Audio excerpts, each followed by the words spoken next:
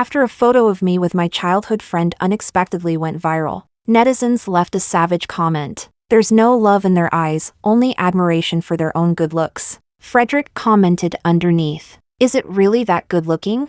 Attached was an ugly photo of me with my facial features completely distorted. The netizens only fanned the flames, piling on with comments one after another. So it's a rival lane couple. Huh? Treating us like NPCs in your game? When I saw the photo, I was at the hospital keeping watch. I silently withdrew the last message in my chat with Frederick. Then I turned to my mother and said, "After you're discharged, let's leave this place." Chapter 1. My mother leaned against the headboard. She looked worn out, but there was a hint of expectation in her eyes. What did Frederick say? "I'm fine here. Can he take care of you? After all, you two grew up together. So many years already." I clenched my phone tightly and lowered my head so she wouldn't see my expression. I thought that my eyes must look a little red right now. My mother wasn't wrong. Our family was a complete mess now. The company had gone bankrupt. My father had jumped to his death. Even though the relationship between our family and Frederick's family had deteriorated, the grudges of the previous generation hadn't affected us. Frederick and I had been neighbors and classmates since childhood, side by side for 20 years. At a time like this, he would at least, for the sake of old ties, give me a hand. And by my mother's thinking, she didn't expect Frederick, a kid himself, to shoulder too much. She just couldn't bear to see me suffer. She wanted him to accompany me through this difficult period, while she went back alone to her parents' home and, at the same time, dealt with the wreckage our family had been left with. So, just 1 minute ago, under her persuasion, I had sent Frederick a message. "Would it be convenient for you to come to the hospital?" After sending it, Frederick hadn't replied yet. Instead, I received a message from my best friend, Amy. Amy said, "Seriously, what is wrong with this Frederick? Is he sick or what?" She sent me a screenshot. A few days earlier, I didn't know which high school classmate had posted a photo of me and Frederick together. In the photo, we were wearing school uniforms, looking straight at the camera, maybe because of our world-weary expressions, or maybe because of the school uniform bonus. It went inexplicably viral. The comments were all over the place. Some people were shipping us as a couple. Others were digging up our personal information. A lot of marketing accounts reposted our photo as well. Among the many positive comments, one netizen said, "The girl is so beautiful." Frederick deliberately replied to her. He attached an ugly photo of me and asked, "Is it really that good looking?" Just from that sentence alone, you could practically see the disdain on his face. That photo had been a candid shot he took while we were fooling around. You could tell it was technically a creature from Earth, but it had already strayed far beyond the boundaries of humanity. I knew him too well. He liked teasing me, had a flippant, carefree attitude, and treated most things with a kind of casual indifference. Every time he annoyed me so much that I didn't want to talk to him anymore. He would say, "Elisa, don't be mad, it's just a joke." I knew that posting my ugly photo was just another one of his jokes, but I still withdrew the message asking him to come to the hospital. I turned to my mother and said, "Mom, we don't need his help. Let's go, I'll go back with you." Her eyes widened. "How can that be? You're not going to school anymore? No matter what, you have to keep studying. You're just a kid, you don't need to worry about family matters." I knew she was worried about me, but looking at her haggard face, her increasingly thin body, I reached out and held her hand. My tone was firm. "Mom, we're going home." Chapter 2. After my dad jumped to his death, the relatives handled his funeral arrangements. He and my mom had divorced long ago. Their relationship was now nothing more than a business partnership. When the company went bankrupt, my mom couldn't escape unscathed either. She wasn't hospitalized because she was devastated by my dad's death. She was simply furious. Years earlier, she had had to deal on her own with mistresses who came knocking on our door to provoke her. One woman showed up with a child, demanding money, claiming the girl was my dad's biological daughter. There were also younger women who mocked my mom to her face, calling her a pitiful, aging housewife waiting at home for her husband. They said that since she couldn't give birth to a son, she should hurry up and step aside from the position of the legal wife instead of standing in the way of true love. She hid all of this from me and endured it alone, and I wasn't about to let her shoulder everything again at a time like this. I went to school to handle my withdrawal procedures and pack up my dorm room. It was then that a message from Frederick came through. Frederick said, "What did you just withdraw? Brother Samuel's treating us to dinner tonight, dress nicely." I didn't reply. My roommate suddenly returned to the dorm and pulled me aside to chat for a bit. When she heard I'd already decided to withdraw from school, her eyes widened. "What? Why so suddenly? Can't you at least take a leave of absence?" I'd already thought it through, so I shook my head. "Second sis, I won't be taking these snacks and fruits with me. You guys split them up. But if you leave, what if Frederick ends up with Ruby?" Second sis looked like the sky was falling. In her words, she shipped childhood sweethearts back during military training. Frederick and I were always together, eating meals side by side. Inseparable. She had thought we were a couple, and Frederick had been quite generous to them too. Every few days he'd treat them to a meal, and each time he'd bring a whole dorm's worth of snacks. Second sis had once asked me why Frederick and I weren't together. Back then, I just smiled and brushed it off. Coming back to my senses, hearing that name from her mouth, I replied without even lifting my head. "Them? Whatever." Chapter 3. That evening, I treated the entire dorm to dinner at the cafeteria. I waved my campus card and said, "Tonight, it's all on me." They knew I was deliberately trying to make them laugh. I cracked a few jokes, pretending to be relaxed, but the redness in their eyes betrayed their reluctance to part. Coincidentally, or perhaps not, while we were eating, a figure dressed in white caught our attention. Second sis tugged at my sleeve. "Isn't that Ruby? Why is she here with Samuel?" A man and a woman who looked well-matched walking side by side was certainly pleasing to the eye. The girl, however, was someone I'd been hearing frequently from Frederick over the past 6 months, when we just started freshman year. Frederick, thanks to his good looks and privileged background, naturally attracted plenty of attention. He loved to play around and had never really faced setbacks growing up, which made him rather self-centered. So whenever a girl confessed to him, he somehow always managed to leave her in tears. Ruby was a classmate of his. I didn't know how the two of them had ended up at odds, but when Frederick complained to me about her, he always did so from a condescending position. Frederick said, "That Ruby lady blew up again today. Does she think this is her village or something?" Frederick said, "I seriously can't stand that Ruby lady. What's wrong with her brain? The teacher made her group leader. She'd be doing well enough if she didn't drag everyone down." As time went on, the way he referred to her changed to Princess Ruby, a sarcastic jab implying she had no princess fate but a full-blown princess complex. Ruby's family background was ordinary, but she was extremely competitive. More than once, I told Frederick I didn't want to hear about these things. He would agree on the spot, then promptly forget and bring her up again. I realized earlier than he did that he seemed to be developing feelings for Ruby that were anything but ordinary. Yet now, she was eating with his good buddy. My roommate's gossip instincts flared up in full force. I found it boring and couldn't be bothered with their tangled relationships, so I tried to steer my roommate's attention back, until a voice cut in and interrupted us. Chapter 4. Samuel stood by our table and asked me with a puzzled look, "Elisa, why are you here? Isn't Frederick waiting for you?" Frederick had said Samuel was treating us to dinner tonight, but here Samuel was himself. Looks like that dinner plan had been cancelled. "No idea," I replied casually. "I'm just grabbing a simple meal with my roommates." He looked at the plates piled all over the table, stacked so high there was barely any room left. "This is what you call a simple meal?" Yeah, probably noticing that I didn't want to engage. He suddenly lowered his voice and added, "No, seriously, Elisa, you and I are on the same side. Look, I've pried Ruby away. Doesn't that mean you and Frederick can finally be together? Why are you being so cold to me? I'm genuinely hurt." I stared at him in shock. He winked at me. "I've already sacrificed myself for your love story. You can't just abandon me." I was speechless, putting aside how on earth his brain had arrived at that conclusion. What I really wanted to ask at that moment was, even if Frederick and I had something going on, what business was it of his? This so-called big brother?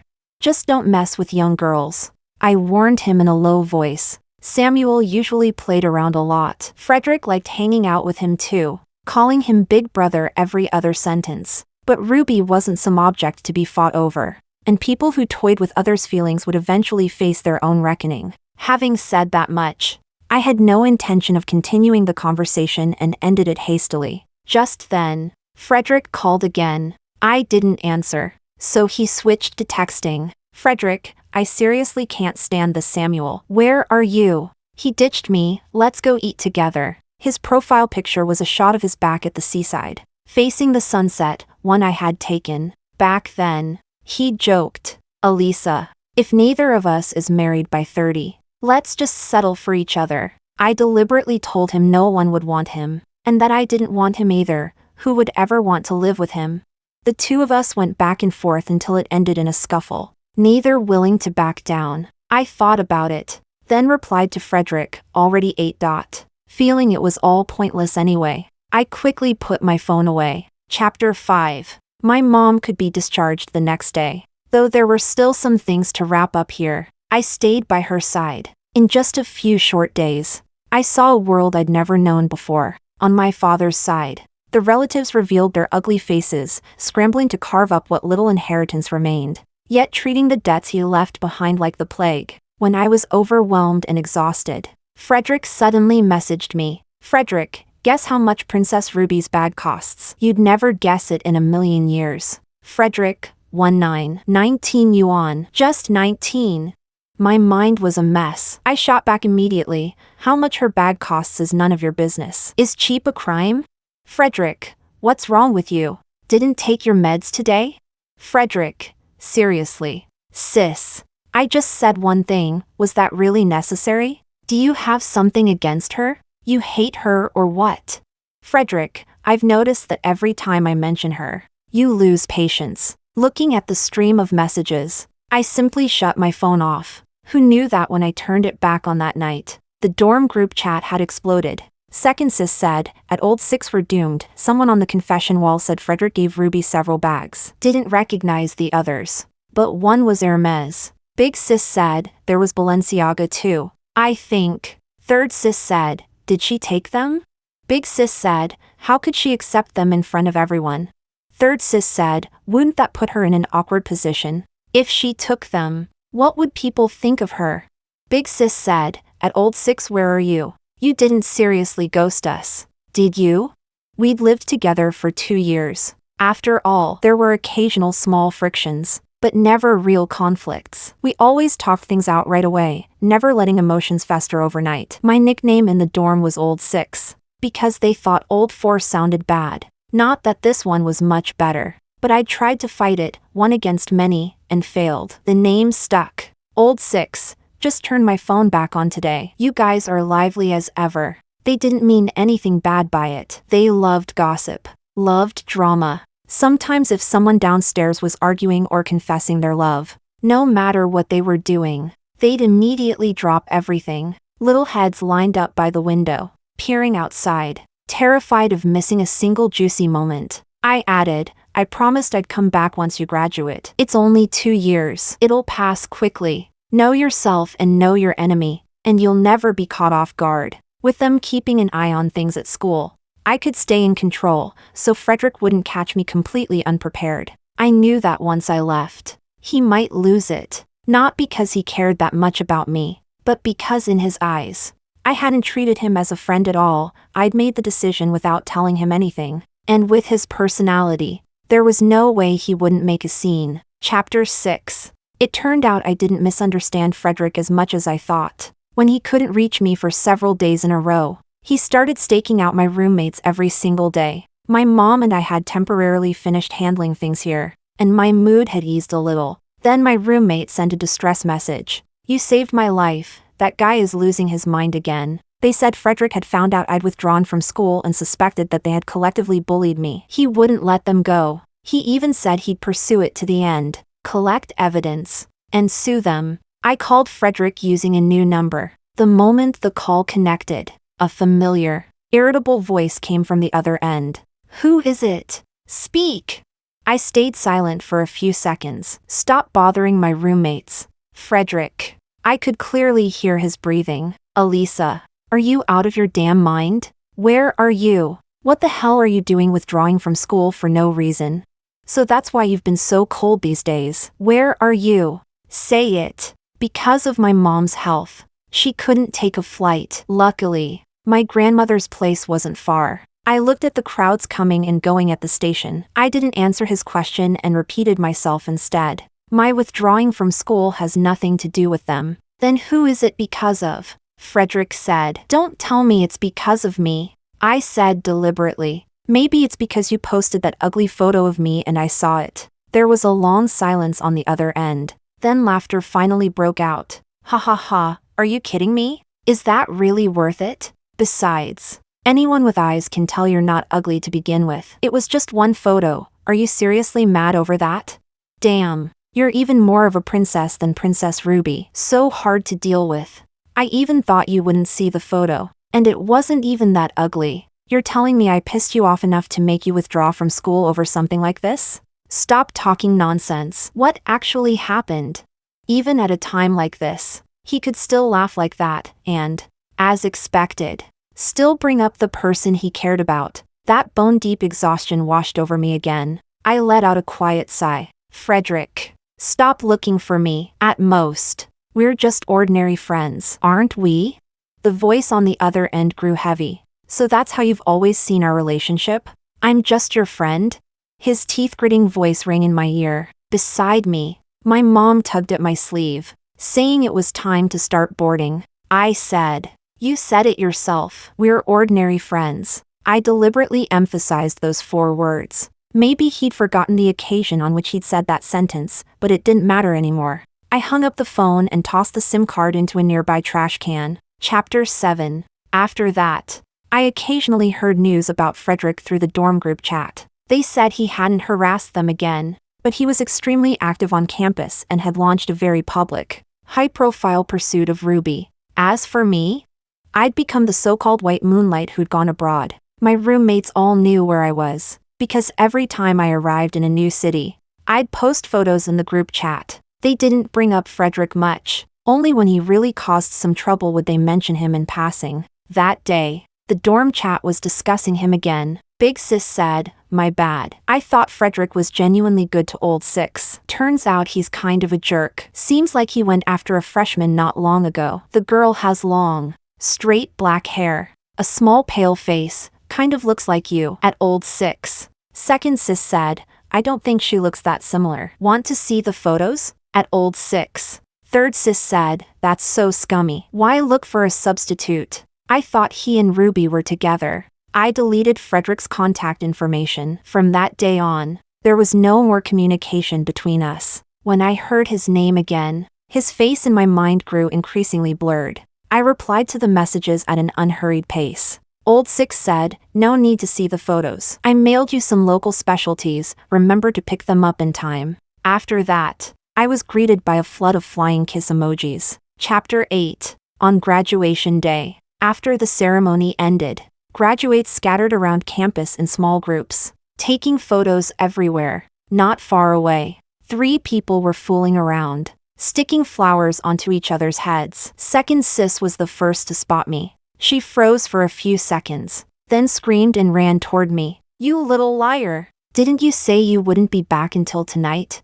I blinked innocently. Oh, the flight arrived early. That earned me a stretch of silence. Not funny? I asked. The 3 of them immediately gathered around me, eyes reddening as they pulled me into their arms. Don't cry. Don't cry. My nose stung. Even though I'd come back once in the middle and we'd had a meal together, it had still been a long time since we'd really seen each other. In the distance, a group of people walked by. One of them wore a casual shirt, still swaggering with that unbearably cocky gait, completely unconcerned with anyone else on the road. He seemed to think of something, paused, and looked in our direction. I turned around and tugged my roommates back. They chattered away, discussing where we should go eat next. Everything felt no different from before. This time, I had no intention of leaving again. Earlier, I'd done market research and started my own business, sometimes making money, sometimes losing it. The family debts were being repaid little by little. My grandmother had put in her lifetime savings to help pay off what her children and grandchildren owed. I couldn't let her money go to waste. Time passed quickly. In the blink of an eye, another 2 years went by. Chapter 9. Elisa. The big client is here again. Ollie from the studio lunged at me the moment I walked in. Just hearing that phrase gave me a headache. Huh? Is he rushing us for delivery again? I think he's a decent guy. Ask him if we can ship part of the order first. 6 months ago, my art glass studio officially opened. I hired young designers, combining distinct independent IP styles with traditional art glass craftsmanship, and launched finely shaped glass figurines and decorative pieces. Unfortunately, no one paid much attention at first. Still, I was optimistic about the project's market prospects and kept it running steadily, if quietly, until half a month ago, when a major client waved his hand and ordered 1,000 figurines in one go. We only started production after repeatedly confirming the order's authenticity. The master craftsman worked non-stop with his 2 apprentices. The master was steady and calm. The apprentices, on the other hand, were like 2 loudspeakers, crying and complaining every day as they rushed the deadline. Ollie handled customer service, tiptoeing around the big client daily, terrified of offending him. But this time, she shook her head. He's not rushing the shipment. He says he wants to meet our designer. He wants to customize a figurine. Normally, the first floor of our studio was open to the public. We sold products and offered glass-blowing experiences for cups. There weren't many customers. If a big client wanted customization, maybe he was worried it'd be hard to explain everything clearly in writing. I nodded, then set up a time. When the appointment day arrived, I didn't know why, but I felt inexplicably uneasy. These past few days, a certain hard-to-please guy just happened to be out of the country and had started running what amounted to baiting me. At 2 in the morning, he shared a fun video with me. The moment I clicked it, I realized something was wrong. By the time I tried to withdraw it, it was already too late. A message popped up immediately. Alexia, one time. I was speechless. Ever since I'd suddenly ended up in the hospital not long ago and the doctor said it was from staying up too late. Alexia had tried to start supervising my life. Before going abroad, he'd specifically warned me that every time he caught me staying up late, he'd mark it down somewhere. I had no idea what that little grudge ledger of his was even for. I thought he had an extremely strong controlling streak, probably the reason he'd made it to 30 with no one willing to marry him. Knock. Knock. Someone rapped on the tabletop. I snapped back to my senses and looked up. A young man in a suit stood there, looking down at me. It felt like it had been many years since I'd last seen him. Frederick's facial features were sharper now, his expression severe, his gaze colder than before. He stared at me, like a snake spotting its prey. After a long moment, the corner of his mouth curled into a mocking smirk. Elisa, after all these years, this is what you've amounted to? I thought you'd have become the world's richest person by now, standing at the very peak of life. Chapter 10. So the so-called big client turned out to be him. No wonder someone had ordered 1,000 figurines out of nowhere. Frederick didn't stand on ceremony. He pulled out a chair and sat across from me. He was smiling, but his eyes were dark. What? You've turned mute now? Is this how you treat a customer? I took a deep breath. Can you talk like a normal person? What's with the sarcasm? Frederick froze for a moment, then laughed for no apparent reason. So you're done pretending? I steered the conversation back. What kind of figurine do you want to order? Say it. He handed me his phone. On the screen was a photo of him with a girl. She looked familiar. I studied it for a moment. Frederick spoke up. Stop staring. You know her. Ruby, my girlfriend. When he said the words my girlfriend, there was no emotion in his voice. He was still as indifferent as ever. Women are hard to please. They already have everything and still aren't satisfied. Last time she saw photos of glass figurines on my phone and seemed pretty interested. I'm planning to give her a pair of figurines of us when we get engaged. Can you design them for me? We'd had customers ask about that before, but the design and labor costs were high, so it never went anywhere. Frederick wasn't short on money. I pulled out the price list and handled it strictly as business. Sure, this is the price. If he was satisfied, we could move on to the design details. Unexpectedly, Frederick's expression darkened even further. Midway through, his phone rang. A woman's voice, trembling with sobs, came through. Honey, where are you? I got rear-ended. Frederick frowned. Are you hurt? The other side just cried. Her voice grew much quieter, and I couldn't make out what she was saying. Frederick listened for a long time before finally saying, Then wait for the insurance to handle it. It's not a big deal. All right. I'm busy. Hanging up. His temper hadn't changed at all. After ending the call, he looked at me, his tone unpleasant. How long before I get the goods? I hope you hurry up. I'm getting engaged soon. I couldn't help asking. The person on the call just now, that was Ruby, right? HM? He raised an eyebrow, a hint of amusement in his eyes. Why are you suddenly concerned about my love life? I just think your behavior is pretty contradictory. On one hand, you're preparing for an engagement. On the other, that's how you treat your girlfriend. She's really putting up with a lot. It wasn't that I'd never had fantasies before, but who could guarantee they'd never misjudged someone when they were young? Never liked the wrong person? I wasn't surprised he treated Ruby this way now, but it had nothing to do with me. Business was business. The glass was innocent, even if it ended up being a loveless, resentful pair. It was still a fair exchange. At least Frederick wouldn't stiff me on payment. Heh. Frederick stood up, looking down at me. Leave me your number. I packed up my things. Just contact customer service. What if there's something I want changed, and no one else can do it? He demanded coldly, seeing him on the verge of being classified as a 5-star nightmare client. I looked up at him and used the last of my patience to assure him, Mr. Frederick, since you've chosen our studio, please trust that we are professionals. Any reasonable request you make, our entire team will do its utmost to cooperate and ensure your satisfaction. But, Frederick stared into my eyes, curling his lips in mockery. They don't understand me as well as you do. Oh, I smiled apologetically. Sorry, I forgot. Chapter 11. The designer produced the mock-ups. After Frederick reviewed them, he said he wasn't satisfied and wanted revisions. Ollie didn't dare offend the client and could only complain to me in a low voice. She said she thought the client was good-looking and rich, but hadn't expected him to be this difficult. What does he actually want? Ollie thumped the desk in frustration and showed me their chat history. I couldn't help jumping into the chat myself and replying,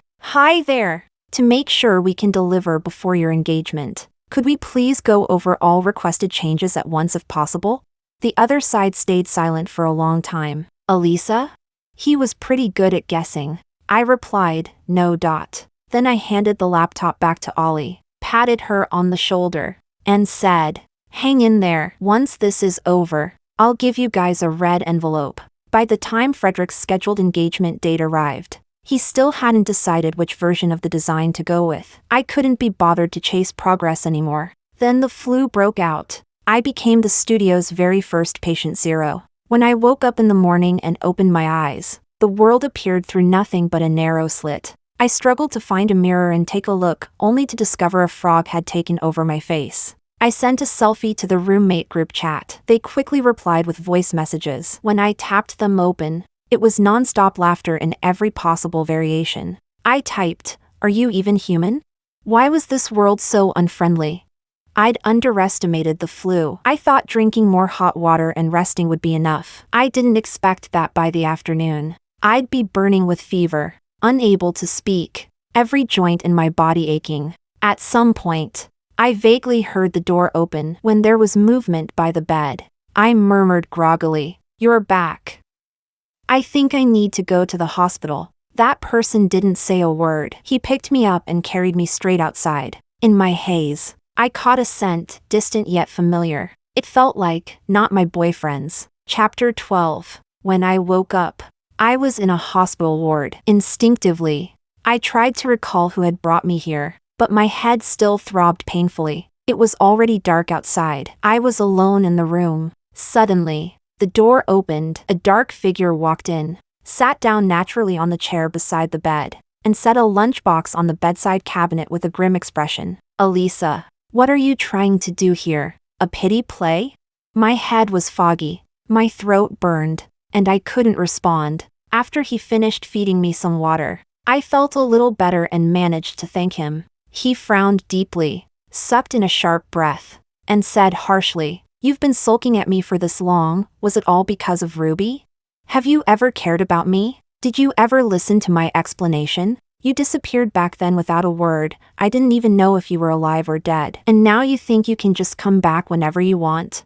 Elisa, I really wanted to just leave you alone." Frederick suddenly lost control for no apparent reason. Even the nurse doing rounds came in and scolded him, telling him to keep his voice down. After she left, I looked at him helplessly, my head aching as I said, "If you have something to say, wait until I'm better. This time, thank you. I'll transfer the medical fees to you." "Who wants your damn medical fees?" he snapped. "Do I look like I'm short on money?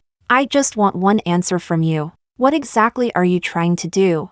My phone lit up. I picked it up. It was a message from Ollie. "Sis, I think I caused you trouble." She said Frederick had claimed to be my old classmate of over 10 years and even showed her photos of us together. That morning, when I told her I was sick, Frederick said he was worried something might happen to me and asked her for my home address. She only realized something was off after telling him. She followed him to my place and helped send me to the hospital with him. It wasn't that big of a deal. If anything, I blamed Frederick for guessing my password. I'd definitely change it when I got back. But a bigger problem had already surfaced. Ollie sent me a screenshot of her chat with Alexia. Alexia had just landed and couldn't find me. After asking her, he learned I was in the hospital and was already on his way. My head, which already hurt, felt like it was splitting open. I could only say to Frederick, "I don't want anything. Frederick, we never had any kind of relationship to begin with. This has nothing to do with anyone else. I simply don't want to deal with you anymore. Stop losing your mind here."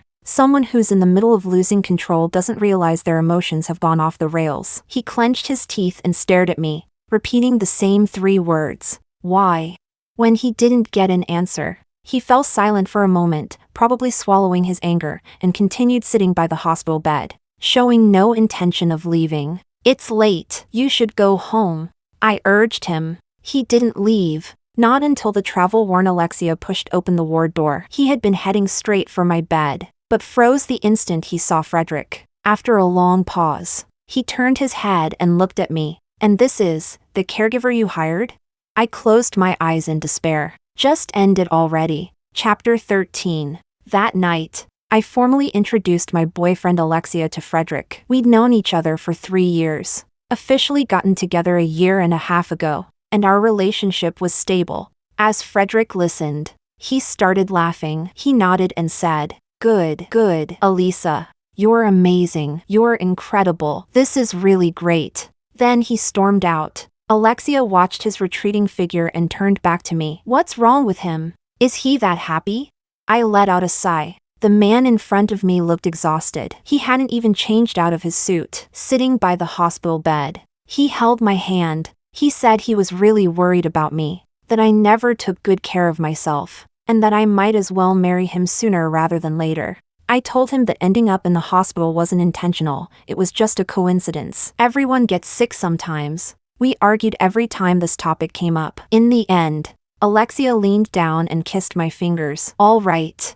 I won't talk about this now. Just get better." He really was attentive and good at taking care of people. After I got home, he used not being at ease as an excuse to move in temporarily. I didn't refuse. He knew who Frederick was. He pretended not to recognize him and didn't ask why I'd come into contact with him again. He just spent more and more time by my side. One night, Frederick called. He sounded drunk, his voice thick with alcohol, asking what exactly I was trying to do. "You're getting back at me, aren't you? Fine. You win. Okay? Elisa, I'll tell you the truth, I never was with Ruby. The engagement talk was just to lie to you. Why wouldn't you just believe me once?"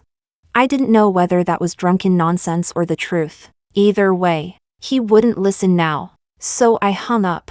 The next day, he showed up at my studio with Ruby. Ruby was dressed head to toe in designer brands. Her carefully styled curls clearly needed daily maintenance. She looked like a pampered young lady. She got straight to the point. "Elisa, Frederick hired me to pretend to be his girlfriend. Don't misunderstand him.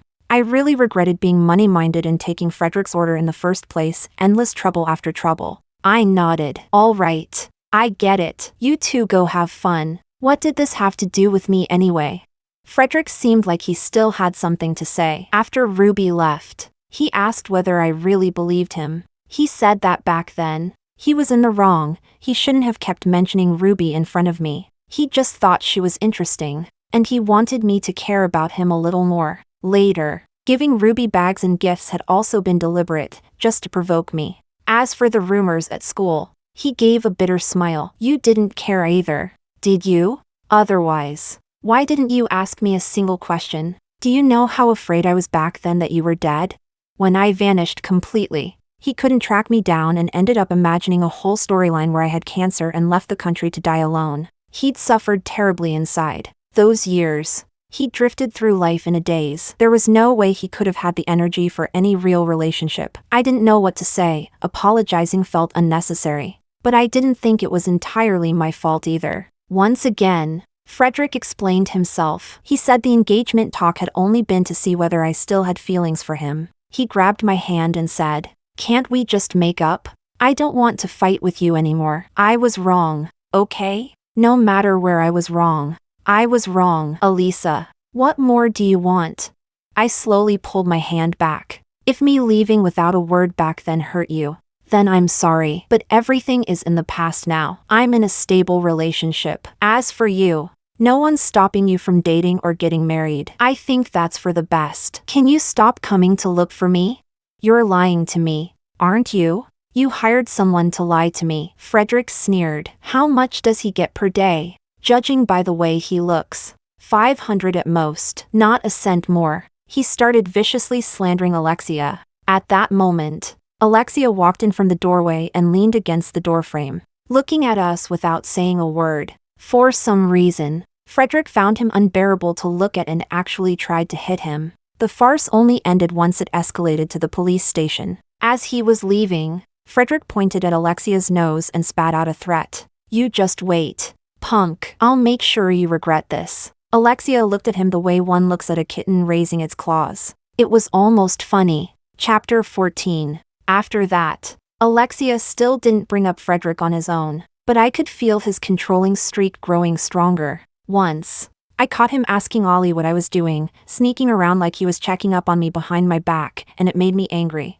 So I gave him the silent treatment. He clearly knew exactly what he'd done wrong. He was smart like that, only pretending to be clueless in front of me. He didn't argue with me. Instead, on my birthday, he decorated the house and celebrated it for me. I found it hard to deal with this kind of overly accommodating personality. He never lost his temper with me, but I didn't dare believe too easily that it all came from genuine sincerity. Maybe he treated everyone like this. It just happened that this time, the person was me. After a while, with the master craftsman and his apprentices working overtime day and night, I finally managed to deliver the order on time. Somehow, Frederick got hold of my phone number. He sent me a photo. It was the carefully designed glass figurine, him and Ruby's, smashed to pieces on the floor. Frederick said, that old bastard Alexia actually dares to mess with my family business. Is he out of his mind or what? He'd found out who Alexia really was, and also that Alexia was aggressively going after Frederick's family business, forcing his way in as a direct competitor. That was why he kept flying off the handle and hurling insults. After all these years, Frederick's personality hadn't changed at all. In a daze, I was reminded of something from long ago. Back then, I'd prepared a birthday gift for him and given it to him at his party. Our friends egged us on, asking why we still weren't together. He laughed and snapped back. Get lost. We're just friends. That night, a drunk Frederick called me. Hey, Elisa, what did you stuff inside this teddy bear? What nonsense are you talking about? Inside the rhinestone-studded teddy bear was a note I'd hidden. May every year be this day, and every year have Elisa in it. What even is this? Frederick's words grew more and more slurred. He knew. People grow up eventually, but once upon a time, there had been someone who was full of hope, passionately sincere, wanting to walk forward with him. Chapter 15. Frederick was sent abroad by his parents, cursing and ranting all the way. With that trouble resolved, Alexia was in a pretty good mood. Somehow, he dug up an old photo of me and Frederick together and secretly set it as my phone wallpaper. I pretended not to notice and kept using my phone as usual. By the end of the day, he was looking at me with a wounded expression. Elisa, you're still thinking about him, aren't you? I told the truth. Don't you think I look really good in that photo? Alexia was already irritated. He yanked me onto his lap, held me there, and confiscated my phone. He stared at the screen for a while, his expression easing slightly. You do look good, he admitted, but the thing next to you is way too much of an eyesore. Either you Photoshop him out, or you change the wallpaper. So childish. I laughed and poked his stiff, serious face. Later, the wallpaper really was changed. Alexia edited the photo and placed his own middle school picture next to me, in different spaces, facing different cameras. We froze moments of our own youth, together.